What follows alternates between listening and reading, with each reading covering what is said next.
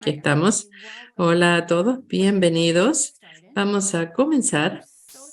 Estamos tan felices de que estén todos aquí el día de hoy. Es realmente muy emocionante ver tanta gente que está aquí para hablar de este tema. Soy Corey Zimmerman, soy la directora de programas acá en el Centro for Development in Child. Vamos a hablar hoy de el lugar importa. El entorno que nosotros creamos es lo que da los cimientos para el desarrollo saludable. Nosotros trabajamos en el centro y realmente comenzamos a trabajar este año en marzo. Nuestro plan para la siguiente hora, vamos a hacer tres cosas. Primero, vamos a escuchar un vistazo breve del programa. Luego vamos a tener una discusión de panel. Y en tercer lugar, vamos a hacer una sesión de preguntas y respuestas. Y vamos a responder a las preguntas que ustedes presentaron a través de los canales en medios sociales y en los canales de inscripción. Así que estamos muy contentos de estar acá. Vemos que este webinar es una oportunidad de entender un marco más amplio para entender exactamente cuáles son las cosas que influencian el desarrollo temprano, el papel que juega la inequidad para afectar el entorno de los niños.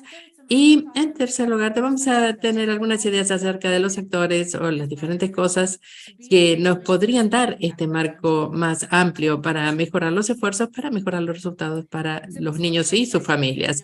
Antes de comenzar, quiero darles un par de reglas generales. Primero que nada, estamos ofreciendo interpretación al español. Si quieren acceder al canal en español, tienen que hacer clic en el icono del planeta, del globo, al pie de la pantalla. Vamos a tratar de hacer lo mejor posible para hablar despacio, para que los traductores puedan traducir. Entiendo que somos todos muy apasionados y hablamos muy rápido por eso, pero vamos a tratar de tomarnos nuestro tiempo. En segundo lugar, si quieren leer los subtítulos durante el webinario, van a ver la opción también en la pantalla. Y en tercer lugar, van a notar que hemos cerrado la opción de preguntas y respuestas porque ustedes realmente compartieron preguntas tan espectaculares en los canales y cuando se estaban escribiendo que realmente hemos leído las preguntas y hemos escogido cuáles son las preguntas que vamos a responder y vamos a tratar de responder la cantidad mayor posible de preguntas. Así que con eso vamos a comenzar.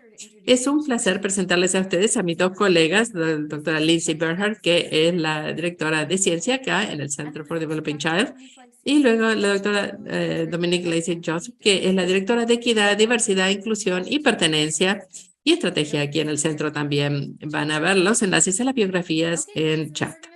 Así que vamos a comenzar con un vistazo rápido de por qué el lugar importa. Vamos a pasarle entonces la palabra a Lindsay. Le vamos a dar un segundito para que suba sus láminas.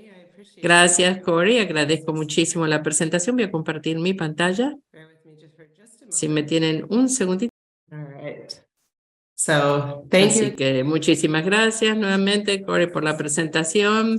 Gracias a todos los que se han tomado el tiempo el día de hoy para estar acá y para hablar del nuevo trabajo del Consejo Nacional Científico. El enfoque de este trabajo realmente es ampliar el entorno, el marco de cómo hablamos del desarrollo infantil y vamos a mirar hacia arriba, corriente arriba, a ver todos los otros factores que realmente afectan el desarrollo de los niños. Todos nosotros vemos este influjo continuo, este flujo de influencias que vienen de nuestro entorno, que comienza antes del nacimiento, comienza en el periodo prenatal y que continúa a lo largo de todas nuestras vidas. Y estas influencias se incluyen los entornos y las relaciones. Esos entornos y esas relaciones son tan importantes como siempre lo han sido. Los niños también experimentan exposición e influencias del entorno físico que los rodea. En particular, los entornos artificiales y los naturales. Y hay una cantidad enorme de condiciones en los lugares donde los niños viven, aprenden, juegan y crecen.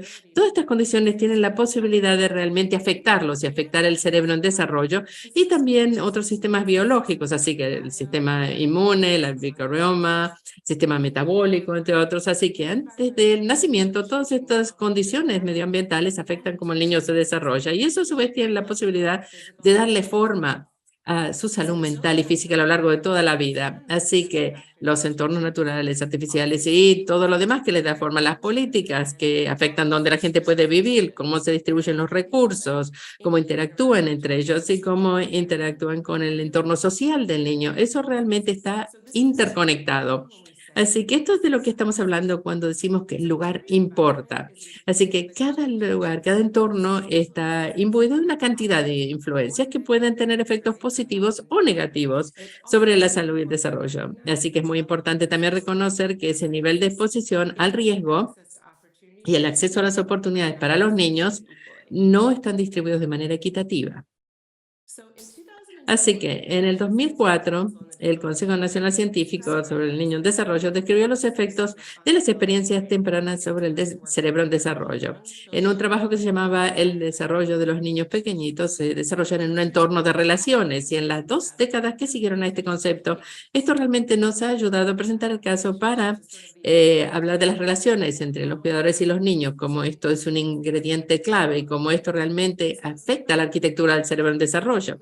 Así que el entorno de las relaciones afecta a todo lo que vemos acá representado en esta lámina. Así que la presencia de relaciones responsivas, la presencia del estrés y la adversidad, el bienestar del cuidador, la conexión social, el apoyo de la comunidad, la fe y las tradiciones culturales. Y recientemente, por lo que entendemos, el origen temprano de cómo esto ha avanzado, realmente hemos comenzado a entender cómo estas experiencias tempranas afectan múltiples sistemas en desarrollo, más allá del cerebro. Estamos hablando del sistema inmune, el sistema metabólico, el sistema respiratorio, y de hecho todos estos sistemas interactúan entre ellos y se dan forma entre ellos, además de darle forma al cerebro también. Así que este entorno de relaciones es igualmente importante de lo que siempre ha sido, y estos entornos no existen en un vacío, no existen aislados, existen en el contexto de estos entornos mucho mayores que incluyen los entornos naturales y artificiales que rodean a los niños. Así que vamos a hablar un poquitito más acerca del resto de esto. La exposición a los entornos naturales y artificiales también le da forma directamente al desarrollo de los sistemas biológicos en el cuerpo e interactúa con las relaciones entre los niños y los adultos de una manera muy profunda y muy interconectada. Y estas exposiciones pueden ser positivas o pueden ser negativas y pueden incluir cosas que vemos acá en la lámina, por ejemplo, la calidad del aire, la temperatura, la pureza y la disponibilidad del agua potable, la disponibilidad de espacios verdes, de vivienda segura, y si están siendo expuestos a, por ejemplo, toxinas o peligros. Ahí van a ver ejemplos que conocen muy bien. Así que si vemos la luz, por ejemplo, un factor que influencia la vivienda segura, que también puede afectar a la calidad del agua, la potabilidad del agua, la exposición a las toxinas. Entonces hemos sabido por mucho tiempo, por ejemplo, que plomo es dañino para los niños, especialmente en el periodo prenatal y en los primeros años de vida. Y el plomo sigue siendo un desafío para muchísimas de las familias el día de hoy, porque sigue lidiando con esto. Y hay situaciones, la situación en Flint y en Jackson nos demuestra claramente que esto sigue siendo un problema que existe. La presencia de plomo en el agua que beben los niños realmente afecta su desarrollo y también le da forma al entorno en el que están los cuidadores por el estrés adicional que tienen que vivir. Así que si hay plomo en el agua, muy a menudo los cuidadores tienen que buscar otras alternativas, que normalmente es muy caro, tienen que encontrar el tiempo para visitas a los médicos y demás. Y todo esto agrega, por supuesto, al estrés y afecta su capacidad de estar en una relación responsiva. Así que estamos mirando un entorno que les da esta influencia positiva que apoye el desarrollo saludable de los niños y también un entorno que les da a los niños más influencia negativa a la vez va a resultar probablemente más enfermedad y malos resultados de salud.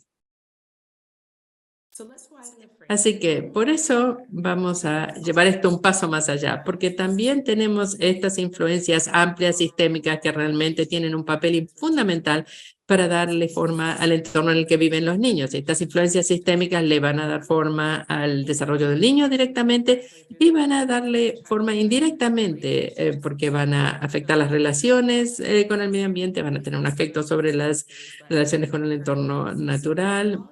Y entonces podemos hablar, por ejemplo, del racismo sistémico, la política pública y otras cosas más que vemos acá en la pantalla. Todo esto se tiene que reconocer. Las condiciones que no se experimentan de la misma manera por todos los niños. Varía muchísimo cómo cada condición afecta a los diferentes niños.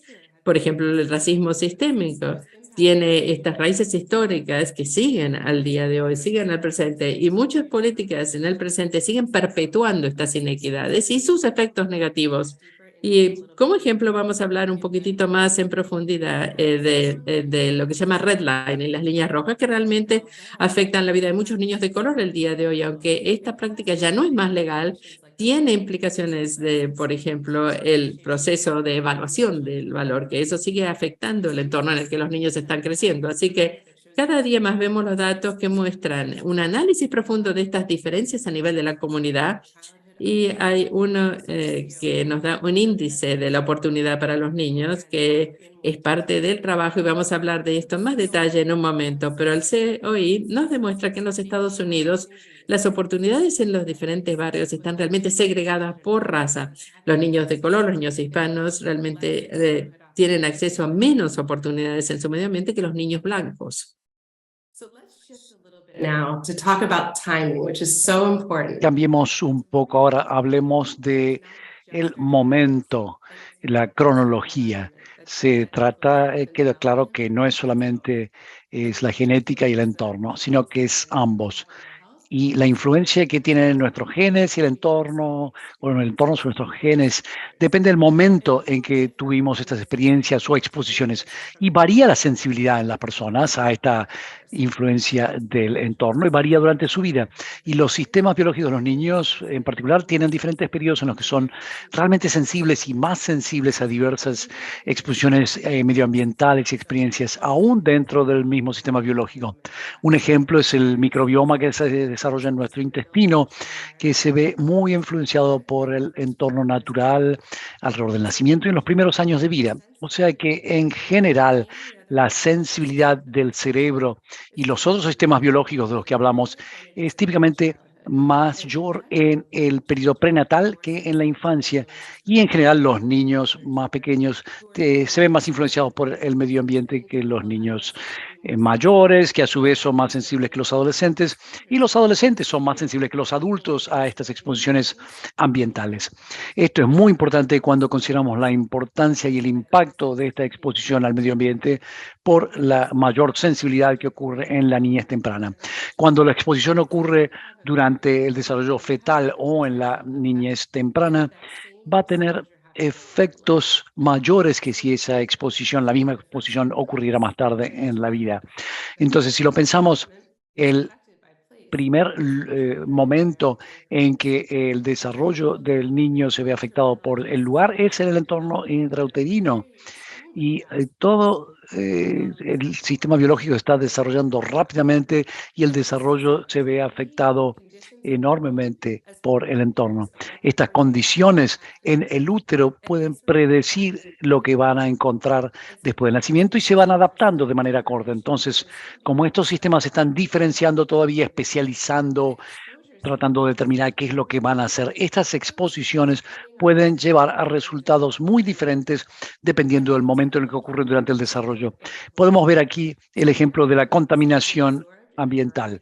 La contaminación del aire puede ser absorbida de diversas maneras, puede causar problemas en los órganos en desarrollo y en sistemas orgánicos enteros, pero la severidad, el impacto, los efectos potenciales van a depender y van a ser diferentes dependiendo del momento del desarrollo en el que ocurre esta exposición. Por ejemplo, en el periodo prenatal, la exposición a la contaminación del aire está asociada con resultados negativos en el nacimiento, nacimientos prematuros, bajo peso al nacer, y en la niñez temprana la exposición a la contaminación del aire es un factor de riesgo conocido con una cantidad de efectos, incluyendo el asma, y los niños que están expuestos a altos niveles de contaminación del aire durante el primer año de vida pueden llegar a tener una función pulmonar menor cuando llegan a la adolescencia.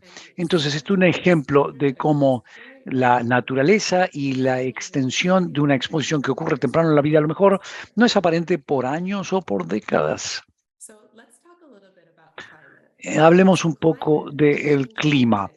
El clima y un clima cambiante es un factor realmente importante en cómo los niños experimentan el lugar en el que están.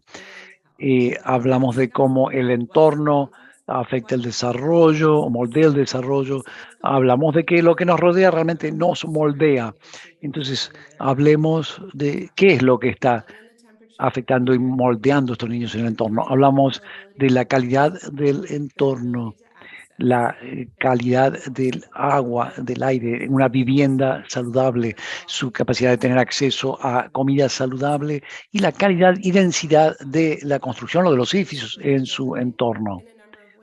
Entonces, todos estos cambios contribuyen a aumentar, por ejemplo, el cambio climático, aumenta la temperatura, por ejemplo, afecta la disponibilidad y calidad del suministro de agua, la vivienda, el desplazamiento, el aumento de los costos de energía y afecta la calidad de los alimentos o haciendo también que sean más escasos los alimentos en cierta parte del mundo.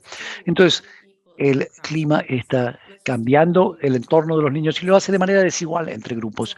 Tomemos el calor como ejemplo. Las temperaturas mayores llevan a una amplia variedad de resultados negativos en la salud, en el desarrollo, incluyendo resultados adversos al nacimiento, el nacimiento prematuro, bajo peso al nacer.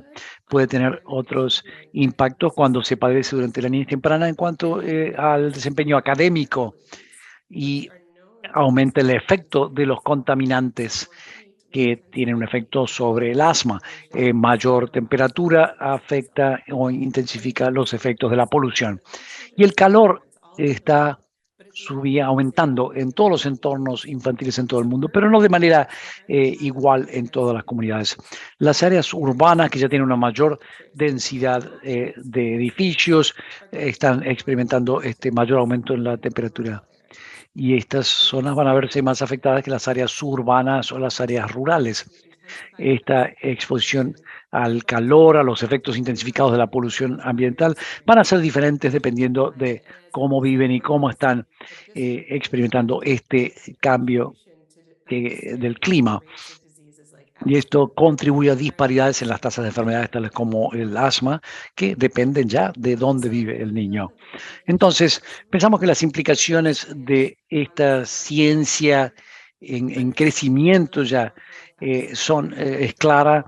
Entendemos los efectos que tienen el entorno construido, el entorno natural, en las bases del desarrollo, el desarrollo temprano, y hay influencias que van mucho más allá de lo que consideramos los límites tradicionales del campo del desarrollo infantil. Entonces necesitamos tener una perspectiva mucho más intencional, considerando cosas como la planeación urbana, el desarrollo rural, la protección ambiental, el cambio climático, políticas de antidiscriminación y muchas otras cosas. Y el hacer esto requiere un dominio, muchos más dominios de políticas. eh, Tenemos que lograr una mayor equidad. Todas las comunidades tienen aspectos de su entorno construido, de su entorno natural, diseñado a través de decisiones a lo largo del tiempo y pueden ayudar a fomentar un desarrollo saludable. Y esto se trata más que nada de fomentar las relaciones entre los cuidadores y los niños, relaciones entre las industrias y el gobierno para que trabajen juntos, para que todos cuiden el entorno para los niños pequeños, con una atención particular a los entornos construidos que están muy lejos de esta meta en este momento. Entonces, el trabajar conjuntamente en diferentes dominios políticos, más allá de este sector, podemos cambiar con la meta de lograr una igualdad y justicia en el lugar, para que todos los niños puedan creer en hogares y en vecindarios que estén libres de riesgos y llenos de oportunidades. Me detengo aquí y le paso la palabra a Corey. Gracias, doctora Burkhardt, por este, esta presentación. Muchas cosas. Lightsy, creo que estamos los tres aquí. Muy bien, muy buen panorama general. Vamos a pasar al panel ahora. Doctora Burkhardt, la primera pregunta es para usted.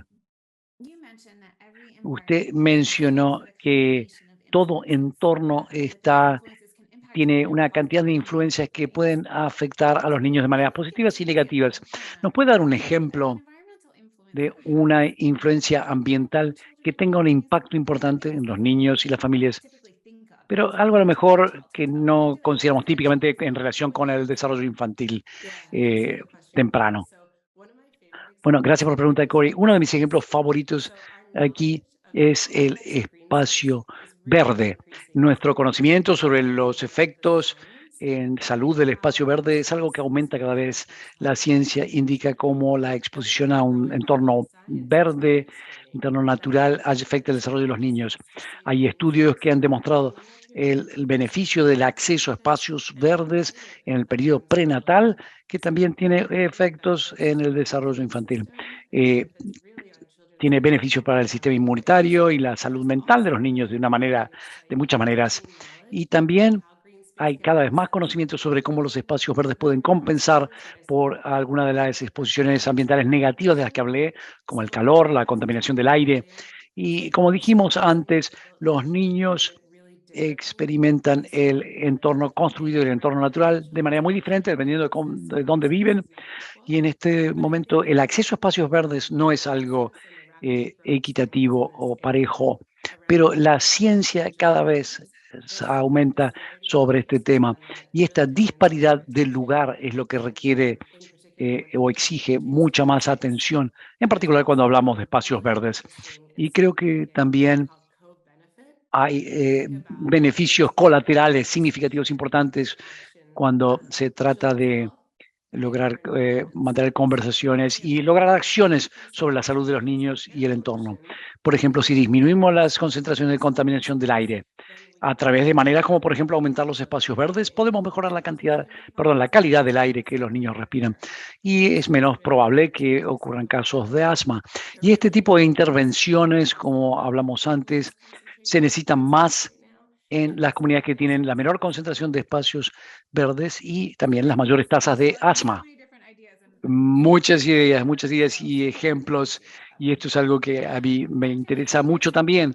La doctora Lightsey Joseph, quiero preguntarle a usted sobre este concepto de la justicia del lugar. Si nos puede hablar un poco de la historia social que ha llevado a esta distribución desigual de entornos. Por supuesto, gracias por invitarme hoy, Corey. Muy bueno verla, doctora Burkhardt. Sí, puedo responder a esta pregunta. Yo creo que el entender esta distribución desigual de las influencias medioambientales, tenemos que hablar de la práctica histórica de la determinación de distritos, la línea roja o de zonas que se hizo en los Estados Unidos, ciertos vecindarios, en particular aquellos poblados por residentes negros, eran codificados por color, por las compañías de seguros, por el riesgo percibido y demás. Y en esas áreas codificadas con el color rojo, eso lo estamos viendo en los vecindarios menos deseables. Y este proceso resultó en que se le negaran a estas comunidades servicios y oportunidades vitales para su desarrollo económico en este país. Y pese a la Ley de Derechos Civiles de 1964, la Ley de la Vivienda de 1968, que oficialmente hizo ilegal este proceso de la zonificación roja, las prácticas discriminatorias en vivienda persisten. Un ejemplo de esto, creo que hubo un informe en 2020 de la Coalición Nacional de Inversión, que determinó que el 74% de los vecindarios que inicialmente se marcaron en rojo en los años 30 siguen siendo vecindarios de gente de menores ingresos, menores oportunidades económicas, sitios donde hay más pobreza y demás.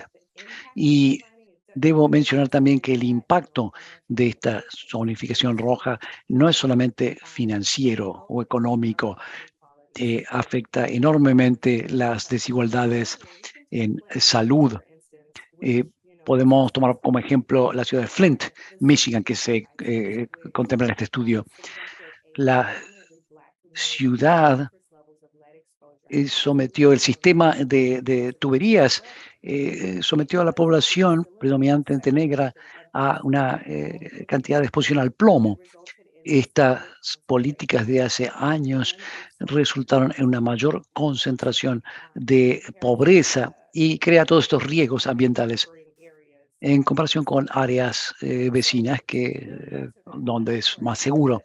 Para responder esta pregunta, yo creo que la influencia de esta zonificación en rojo ha afectado los contornos ambientales y económicos de nuestros vecindarios y en consecuencia ha definido los entornos para nuestros niños y las oportunidades de crecer saludables y tener oportunidades.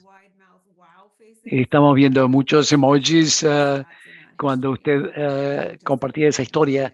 Creo que la gente que está asistiendo está experimentando todas estas emociones. Quiero hacerle luego otras preguntas, doctor Lightsey. El índice de oportunidades de la que se habla en el estudio es una manera de cuantificar todas estas cosas de las que está hablando. El índice lista algunas de las maneras en las cuales esa disparidad de lugar, disparidad de sitio continúa existiendo en las comunidades. Tenemos que ver lo que nos indican todos estos datos para ver cómo creamos oportunidades de promoción de la salud, de fomento de la salud para todos los niños. Bueno, yo lo llamo el COI, el índice de oportunidades, realmente establece que estas disparidades entre comunidades existen. Y creo que lo cuantifica, como dice usted, de una manera que tenemos conocimiento, tenemos anécdotas al respecto, pero al verlo como está expuesto en el COI es algo invalorable. Es una herramienta que nos ayuda a conocer estas disparidades entre comunidades y usa una cantidad de indicadores, como dijo la doctora Burkhardt, con los dominios educativos, de salud y demás. Y las disparidades que existen entre las comunidades y vecindarios en Estados Unidos. Una de las cosas más importantes que menciona el COI es que estas disparidades sustanciales en cuanto a la oportunidad para los niños están racializadas por raza en diferentes ciudades, comunidades, vecindarios. Por ejemplo, en las 100 áreas metropolitanas más grandes de los Estados Unidos, el análisis del COI determinó que los niños negros tienen 7,6 veces más probabilidades de vivir en vecindarios con menores oportunidades. También la estadística es alta para latinos y personas de color. El COI nos ayuda a identificar estas disparidades ambientales entre vecindarios en la misma ciudad. Como saben, yo vine de California y hay un vecindario en West Fresno que uniformemente ha sido una de las poblaciones con las mayores cargas de contaminación y, por supuesto, todos los otros indicadores son bajos debido a la falta de espacios verdes y demás. Pero estos vecindarios están en la misma ciudad con diferentes puntajes y generalmente del otro lado de la vía del ferrocarril, por ejemplo. Y los datos que nos da el COI son un recurso muy potente que no solamente nos permite identificar estos espacios, pero también nos permite encarar las disparidades. Pueden informar dónde estas intervenciones dirigidas y distribución de recursos hay que hacer para darle más atención a la infraestructura de inversión necesaria. Y yo les diría que es importante saber que los barrios como Fresno, por ejemplo, siguen siendo impactados por lo que sucedía hace años. Los entornos en los que viven y crecen y juegan y aprenden nuestros niños no fueron solucionados y los resultados no son inevitables, son producto de decisiones que se tomaron a lo largo de los años y que se pueden volver a imaginar, se pueden reestructurar. Así que creo que es la responsabilidad de los investigadores, los funcionarios gubernamentales, los grupos de defensoría, los legisladores. Es nuestra responsabilidad realmente trabajar colectivamente con los líderes comunitarios para invertir y reestructurar estos entornos. construidos artificiales. Así que tenemos que trabajar juntos. Es la única manera en que vamos a poder promover el desarrollo saludable para los niños, sin importar la etnia, el estatus socioeconómico ni nada más. Me encanta. Hay tantos corazones que vienen acá en los emojis. La gente está expresando su amor por el concepto. Estas obviamente son decisiones que se tomaron a lo largo de los años y tenemos la oportunidad de rediseñar. Y encuentro que esto es poderoso realmente. Esto es algo que podemos cambiar. Esto se puede hacer de otra manera. Así que, doctora Becher, le quiero preguntar. Teniendo esto en cuenta, hay una oportunidad de rediseñar los barrios, las comunidades para apoyar el desarrollo saludable. Y me da curiosidad, en la presentación dijiste algo acerca del papel de actores en otros sectores, fuera del campo del desarrollo temprano en sí. Sí, sí, claro. Voy a aprovechar la oportunidad de estar aquí en esta caja y decir, bueno, estoy totalmente de acuerdo con lo que dijo la doctora Lacey Joseph y para mí lo del CEO y lo más importante es lo que ella dice acerca de la proximidad geográfica y la diferencia enorme. Eso es algo que tenemos que enfatizar muchísimo, pues si miramos, por ejemplo, Milwaukee es un buen ejemplo. Tenemos Milwaukee y adyacente tenemos los niveles más altos de oportunidad del estado y los niveles más bajos de oportunidad del país, uno junto al otro. Así que realmente esto nos destaca que la intención de la toma de decisiones, a dónde asignar los fondos, cómo distribuir los fondos, eso realmente es importante. Si miramos, si les interesa, pueden ir a la página web y pueden aprender muchísimo acerca del COI en su área en particular y pueden entonces traducir esto a básicamente lo que estamos viendo ahora con nuestra propia experiencia. Así que no lo puedo agregar de manera más elocuente de lo que dijo la doctora Joseph, pero realmente es una herramienta valiosísima cuando estamos hablando acerca de dónde podemos invertir, dónde podemos enfocarnos para tener entornos que promuevan el desarrollo saludable. Así que al principio yo hablé acerca de ampliar esta lista de políticas de las que estamos pensando que realmente afectan los cimientos del desarrollo temprano para promover la salud física, la salud mental. Y la lista que yo les di no es una lista que excluye otras cosas, pero hay que mirar la protección medioambiental, las políticas de cambio climático, vivienda, planeación urbana, zonificación, requisitos de zonificación, por ejemplo, el redlining, las líneas rojas, el desarrollo económico, la reforma legal, la reforma penal, el sistema penal, las políticas discriminatorias. Podemos traer entonces aquellos que toman decisiones, legisladores y demás de los diferentes sectores y ver cómo esto está afectando el desarrollo de los niños y la salud a lo largo de toda la vida. Y podemos pensar entonces como todas estas decisiones que todo el mundo está tomando afectan la salud y el desarrollo humano y creo que todos nosotros aquí ya lo estamos pensando esto, pero tenemos que pensar a quién más podemos invitar, con quién más podemos compartir estos mensajes, porque podemos hacer una evaluación de un niño, hacer una evaluación de impacto y lo podemos hacer a través de todas las políticas, de todas las decisiones que se toman, aún aquellas que en la superficie uno piensa, bueno, esto no va a afectar a los niños de ninguna manera, pero de hecho vamos a ver que sí, que todo afecta a los niños, todas las leyes del salario mínimo, las leyes de zonificación, todo esto realmente afecta en el desarrollo, afecta en el entorno en el que viven los niños, que es lo que afecta a su desarrollo y su salud. Y tenemos que exigir que se consideren a los niños y el impacto que todo esto tiene sobre los niños cuando se toman todas las decisiones. Gracias, doctora Burkhardt. Estamos viendo muchísimos corazones, a la gente le encanta esta idea.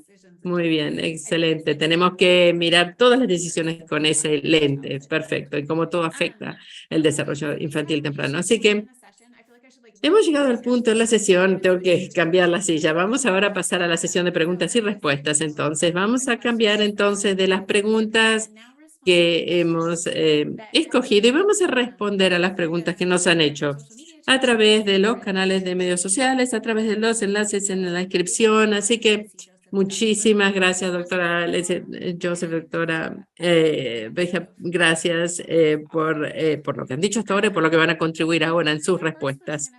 Lo primero que voy a hacer es la primera pregunta, doctora Lacey Joseph, esta pregunta es para usted.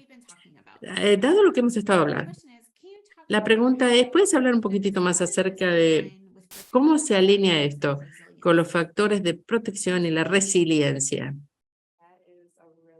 Esa es una excelente pregunta y me encanta esa pregunta. En estos barrios tenemos estas organizaciones fuertes de base comunitaria y tenemos estructuras de apoyo social que ya existen y que por mucho tiempo han estado ahí ofreciendo apoyo emocional, ayuda práctica, fuerza y resiliencia colectiva para realmente aumentar la resiliencia y el entorno en el que viven los niños. Pero tenemos que reconocer estos factores de protección que ya existen. Esto es muy importante porque son valiosísimos, sin lugar a dudas, pero también pienso que esto no niega la necesidad de confrontar y enfrentar las injusticias sistémicas que afectan estas disparidades. Y realmente la resiliencia es muy importante, por supuesto, pero estos factores de protección son una presencia, existen, y para mí realmente nos sirven como un punto de partida. De ahí bien podemos empezar a promover entonces entornos más equitativos. Y creo que al punto de lo que dijo la doctora Berger hace un rato, al mirar esto desde una perspectiva holística, integral y mirar todos estos otros sectores, realmente tenemos que reunirnos, tenemos que trabajar colectivamente en estos entornos y tenemos que ver cómo lo vamos a hacer. Y realmente nos tienen que guiar las experiencias, el conocimiento de aquellos que ya están en la comunidad, no simplemente traer especulación de afuera o supuestos de afuera o percepciones de afuera de lo que se tiene que hacer. Así que a lo mejor usamos los datos que tenemos para identificar dónde están los problemas, pero tenemos que acompañar esta información con un acercamiento a los sistemas que ya existen y mantener esto en las manos de la comunidad. Y eso realmente nos va a dar una oportunidad de transformar estas oportunidades que están disponibles a escala nacional. Muy bien, o sea que si pudiera darte entonces unos pulgares hacia arriba y unas felicitaciones lo haría también. Muchísimas gracias. Es muchísimo, hay tantas ideas que esto nos trae a la luz. Así que vamos a seguir. Doctora Bernhardt, la siguiente pregunta para usted. Hablaron antes de que esto es una oportunidad de explorar más profundamente. Esto es un tema que a mí me interesa muchísimo. No planteé la pregunta. Alguien más hizo la pregunta, se los prometo. Pero la pregunta es, ¿cómo es que el impacto del cambio climático sobre estos entornos naturales y artificiales afectan las bases del desarrollo? Estoy muy entusiasmada de poder hacer esta pregunta. Pienso que tiene mucho para contribuir al respecto. Sí, gracias, Corey. Gracias por la oportunidad de regresar a este tema y hablar un poco más acerca de esto. Compartimos la misma pasión, pero realmente esto es una oportunidad para aquellos de nosotros que trabajamos en el campo de la primera infancia, entender exactamente cómo todas estas diferentes influencias afectan la salud y el desarrollo, y para traer estas conversaciones a un espacio en el que tienen que suceder. A lo mejor no se están llevando a cabo lo suficiente.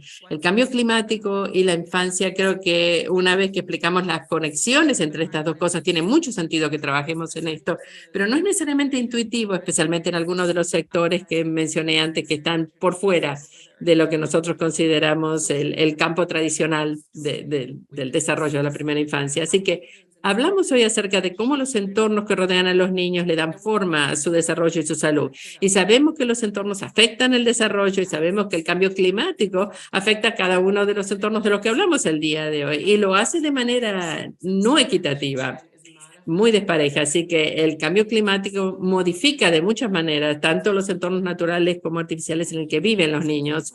El calor es uno de los ejemplos que hablamos, pero hay muchísimos otros.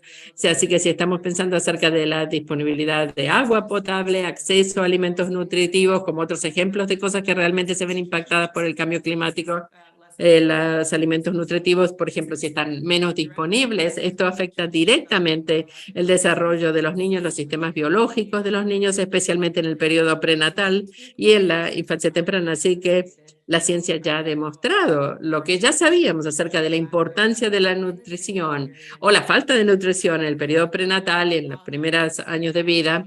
Y si pensamos cómo todo esto lo modifica y lo cambia el clima, eso realmente es una historia muy clara, muy fuerte acerca de la importancia de este tema y cómo esto está afectando el desarrollo de los niños el día de hoy. Y cosas como los desastres naturales, las inundaciones, que van a aumentar el número de familias que se van a ver desplazadas, por esto, y eso realmente también va a alterar el entorno físico que rodea a estos niños y también va a afectar directamente el desarrollo de los sistemas biológicos.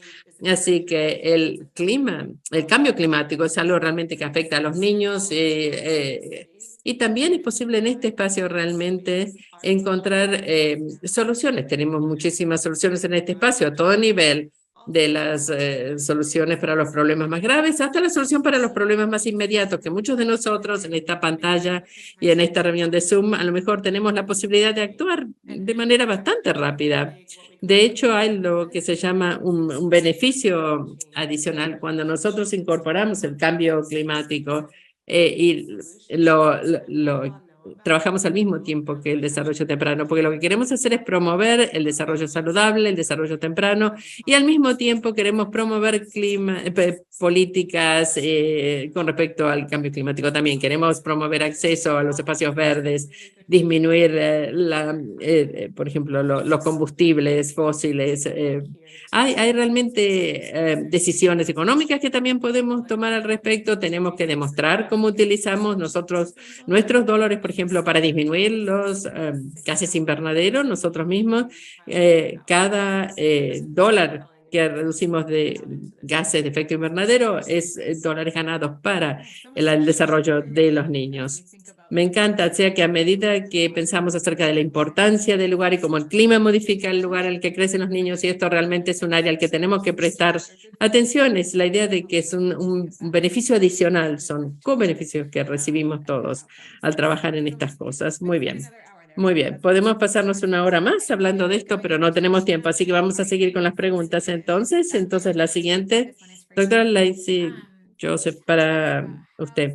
Si nos puede hablar un poquitito, estábamos hablando de esto durante toda la presentación y va más allá de la infancia temprana, pero ¿cómo pueden las agencias de gobierno y las organizaciones sin fines de lucro pueden afectar a los negocios, por ejemplo, y los líderes de negocios para que trabajen en este tema con nosotros también?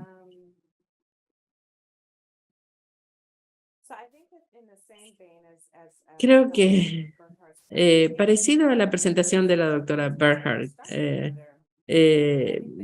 creo que la clave para realmente llegar a los líderes de influencia es primero que nada reconocer que hay esta interseccionalidad en la vida de los niños, así que los entornos en los que están creciendo se ven influenciados por tantos otros sectores que están más allá del área de la infancia temprana. Así que todo el mundo puede contribuir desde su propio dominio, su área de influencia. Así que nuevamente tenemos que usar los mismos términos. Tenemos que hacer que estos cambios tengan lugar. Así que para responder esta pregunta más directamente, les voy a decir lo que hacemos acá en el centro, como un ejemplo. Nosotros tenemos un conocimiento acerca del desarrollo normal, lo que pasa con el cerebro, y hacemos el trabajo, recopilamos la información científica y la traducimos en acción práctica y desarrollamos colaboraciones para trabajar con los líderes. Algunos están en el centro, otros no, y lo que hacemos es traer esta información a la mesa en su contexto respectivo para salir y defender o tratar de trabajar para conseguir estos programas y políticas que beneficien a los niños y sus familias en estos contextos. Desde mi perspectiva, para mí la defensoría o abogacía se trata más que de persuadir a otros a actuar, se trata de invertir el tiempo para facultar unos a los otros, empoderar a otros a trabajar. Y yo creo que el objetivo de las agencias gubernamentales, de las organizaciones sin fines de lucro, es abrir el acceso a recursos, desarrollar tácticas de alcance comunitario que sean específicas para el contacto, que sean relevantes. Y creemos que tenemos que aliarnos con líderes con respeto por sus contextos humanos. Y con estos líderes también tenemos que estar seguros de que no los vemos simplemente como benefactores de nuestra información, de nuestros recursos, son nuestros aliados en este importante trabajo. Bueno, es una interacción de dos vías, o sea, cómo cuando los traemos, cómo lo hacemos ese trabajo juntos. Entonces, creo que la siguiente pregunta que tenemos es para usted, doctora Berhardt, y es sobre ¿Cuáles son los cambios que posiblemente pueden hacer las escuelas? Ahora estamos hablando de unos aliados diferentes. ¿Cuáles son los posibles cambios que pueden hacer las escuelas para tener un impacto positivo sobre el desarrollo saludable y, por ejemplo, centros de educación temprana y demás? Es una buena pregunta y es difícil porque la mayor parte de las escuelas realmente están haciendo esfuerzos muy difíciles ya para satisfacer las necesidades básicas de estudiantes y maestros. ¿Cómo agregamos cosas como apoyo para el espacio? Y esto tiene que estar alineado con las necesidades y prioridades de la gente que ha estado y está trabajando en ese espacio ya por mucho tiempo para que las escuelas sean el entorno promotor de la salud que son y en el entorno, el dominio de las políticas, como dijo la doctora Lacey Josephs, hay que involucrar a la comunidad que está allí, que trabaja en las escuelas para identificar sus necesidades, sus prioridades, si se relacionan ya sea con la calidad del aire en las escuelas o las altas temperaturas en las aulas o el acceso a agua potable para beber. Una de las cosas a las que hago referencia y creo que es útil en cuanto a herramienta concreta es la Agencia de Protección del Medio Ambiente. Tiene un website epa.gov/schools creado para la protección infantil y tiene recomendaciones específicas sobre cómo sus diferentes opciones para entornos promotores de la salud, diferentes categorías en las escuelas. Creo que dice, por ejemplo, las principales 10 maneras de hacer que las escuelas sean más saludables. Está desglosado cada uno de los puntos de la lista, contiene pasos, medidas a tomar, cómo hacer estas cosas que pueden parecer a lo mejor abrumadoras a nivel individual, pero lista cosas como, por ejemplo, calidad del aire interna y externa, agua para beber, y cómo encarar cada uno de estos diversos factores si están interesados. Podemos hablar también de las cuestiones de espacios verdes, como hablamos antes, y si hay un contexto local, una oportunidad para traer un espacio verde al entorno educativo de los niños, especialmente en los entornos de cuidados tempranos, de educación temprana. Sabemos lo importante que es el acceso de los niños al espacio verde, si lo pueden hacer localmente y en el entorno escolar, creo que eso sería muy potente. Hay tantas soluciones creativas, yo creo, en cuanto a las escuelas, los entornos de aprendizaje en exteriores y demás. Gracias por hablar también o comentarnos sobre el sitio web de la EPA, la Agencia de Protección del Medio Ambiente. Tenemos tiempo para a lo mejor 2 o 3 preguntas. Vamos a ver. La siguiente pregunta, doctora Lacey Joseph. Esto se conecta con algo que hablamos antes. ¿Cómo usamos los datos para identificar los sitios donde los vecindarios en los que hay que invertir más, qué es lo más prevalente? Bueno, sí, datos. Los datos son críticos, juegan un papel crítico para alimentar las decisiones políticas, para identificar los barrios vecindarios que necesitan una mayor inversión. Y hemos estado hablando del COI, del ejemplo, es el ejemplo que hemos comentado, pero quiero seguir lo que decía la doctora Burkhardt, que es, pero ¿cuáles son los datos que hay sobre condiciones ambientales? Eso creo que es una fuente de datos muy rica que podemos aprovechar. Y si vemos los datos sobre polución y la polución, el acceso a espacios verdes, el acceso a viviendas saludables y demás, sabemos por esos estudios que los niños que crecen en estas áreas con altos niveles de polución, con acceso limitado a espacios verdes, tienen más probabilidades de padecer problemas de salud, asma, o tienen bajos niveles de actividad física. También podemos considerar el acceso a recursos sanitarios, a atención primaria, a alimentos nutritivos, porque esos son realmente fundamentales para el desarrollo físico y para su bienestar general para los niños.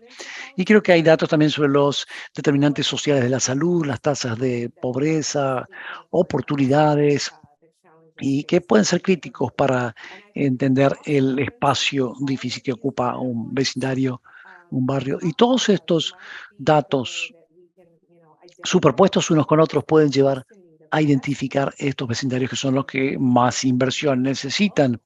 A lo mejor un vecindario que tiene puntaje bajo en todos esos indicadores sería un candidato ideal para algún tipo de intervención basada en la comunidad, con participación de la comunidad. Y yo sé que eso es mucho, intervención participativa basada en la comunidad, pero se relaciona con lo que dije antes. No se trata solamente de identificar dónde están estos vecindarios, pero cualquier intervención necesitaría involucrar a la comunidad, organizaciones locales que ya están haciendo este trabajo para realmente entender cuáles son las necesidades específicas y cuáles son las fortalezas dentro de ese contexto. Pieces that are connecting to what we've Muy bien. Tantas cosas que se conectan con lo que estamos debatiendo aquí. Quiero pasar esta pregunta, doctora Burkhardt. Una dimensión en particular, hemos estado hablando de la desigualdad. Hay muchos datos. Una pregunta que dice si puede comentar sobre la exposición desigual a la contaminación ambiental. Sí, es una buena pregunta y creo que se conecta con algunos de los puntos que la doctora Lacey Joseph estaba haciendo.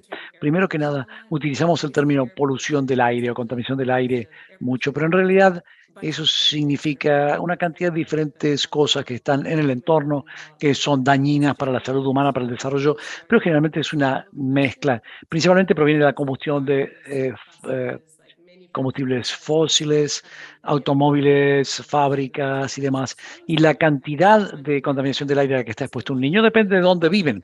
Los niños que viven cerca de carreteras, de calles o de centros de transporte o instalaciones donde hay una combustión, por ejemplo, van a estar más expuestos a la contaminación del aire que niños que viven más lejos. Hablamos de esto, que donde viven los niños se ve afectado por políticas históricas como la zonificación roja o políticas actuales que determinan qué tipo de barrios la gente puede vivir, qué acceso a oportunidades tienen. La doctora Daisy Joseph explicó esto muy bien antes. Hay una falta de capacidad de los residentes de esas zonas de acumular un patrimonio con acceso a hipotecas y demás. Y debido a esa incapacidad de acumular un patrimonio, no tienen el poder político para oponerse a la construcción de cosas, por ejemplo, como autopistas, centros de transporte, centros de fabricación, fábricas en sus vecindarios. Entonces, muchos de estos factores que contaminan el aire más comúnmente están situados en vecindarios que previamente habían sido marcados en rojo. Los niños que viven en estas áreas están expuestos a mayor contaminación que los que viven más lejos de autopistas, fábricas, centros o terminales de transporte. Y esto se traduce en una diferencia en la tasa de prevalencia, por ejemplo, de asma, otras enfermedades causadas o influenciadas por la exposición a la polución ambiental. Y vemos mayores tasas de asma en niños que previamente habían vivido en barrios marcados en rojo, que aquellos niños que tienen acceso a áreas con menor contaminación ambiental. Entonces, depende claramente de dónde uno vive. Algunas cosas para realmente considerar allí. Muchas reacciones también. La última pregunta, vamos a meter una última pregunta aquí. Este es para usted, doctora Lightsey Joseph. ¿Cómo encaramos la promoción del cambio? ¿Cómo fomentamos el cambio? Pensando, por ejemplo, en normas culturales, si son regionales, locales. ¿Cómo promover el cambio mientras tenemos en cuenta, perdón, esas normas culturales? Es una pregunta muy importante y por muchas razones. Lo que resalta para mí es una pregunta importante porque hay tantas instituciones con buenas intenciones que corren el riesgo de perpetuar un complejo de Salvador y sus soluciones no se aplican a las comunidades que quieren servir. Tenemos que hablar de la importancia del respeto y de entender que el cambio no debería significar nunca dejar de lado la manera en que la gente ha vivido por generaciones, sino más bien que promover el cambio significa trabajar dentro de esos marcos de referencia culturales para mejorar las condiciones de una manera que resuene con la comunidad. Y creo que para un cambio sostenible, hemos estado hablando hoy de que tenemos que entender y respetar el contexto de estas comunidades con las que trabajamos. Y esto se puede lograr de una cantidad de maneras, ya sea escuchando activamente, participando en oportunidades de aprendizaje, estableciendo relaciones en la comunidad, colaborando con miembros de la comunidad en diferentes eventos. Se trata de amplificar esas voces en vez de tratar de imponer las propias. Yo creo que también necesitamos reconocer que no hay una solución única para todos los problemas. Hay soluciones que funcionan en un contexto o en un vecindario que a lo mejor no funcionan en otro. Entonces, realmente tenemos que tener estas estrategias dirigidas, ya que se aplican a realidades específicas y con respeto por la comunidad. Y lo último que diría es que se trata de mejorar la capacidad y facultar a las comunidades, dándoles acceso al conocimiento que tenemos. La meta es asegurarnos que somos respetuosos de los aspectos culturales de la comunidad, mientras que promovemos y apoyamos mejoras en las condiciones, en sus condiciones. Y creo que para lograr esto, nuestro abordaje tiene que estar basado en la empatía, el respeto y, muy importante también, tiene que ser una alianza. All right, I'm going Un fantástico comentario para concluir. Muy bien, tenemos maneras de utilizar estos datos realmente basados en un abordaje fundamentado en la empatía, el respeto. Llega el momento de concluir el webinario. Vamos a poner una encuesta de evaluación en un momento. Les pedimos que tomen unos momentos para completarla. Pueden tomar una fotografía de lo que ven en la pantalla y les agradecemos por el tiempo que nos han dedicado y por favor dediquen tiempo a contestar esta encuesta. Son 5 minutos y muchas gracias a nuestros panelistas, doctora Burger, la doctora Lightsey Joseph, por todos los comentarios que han compartido con hoy. Por favor, continúen con el aplauso y muchas gracias por esa fantástica información que han compartido con nosotros. Muy bien, después de hoy van a recibir un correo electrónico con un enlace a las grabaciones, tanto en inglés como en español. Va a estar en nuestra página de YouTube. Ahí lo van a encontrar, lo pueden compartir con otros. También van a tener un enlace al documento, al estudio que se mencionó hoy. Y esperamos que se mantengan conectados. Esperamos tener este otoño también otro webinario sobre el entorno construido, el entorno natural. Vamos a anunciarlo también en nuestro boletín, así que estén atentos. Y muchas gracias a todos por venir, por ser parte de estas presentaciones, por su participación. Esperamos que el webinario les haya sido de utilidad y les deseamos lo mejor en su trabajo continuo apoyando a los niños y las familias. Gracias por todo lo que hacen y estamos muy complacidos de trabajar con ustedes. Gracias.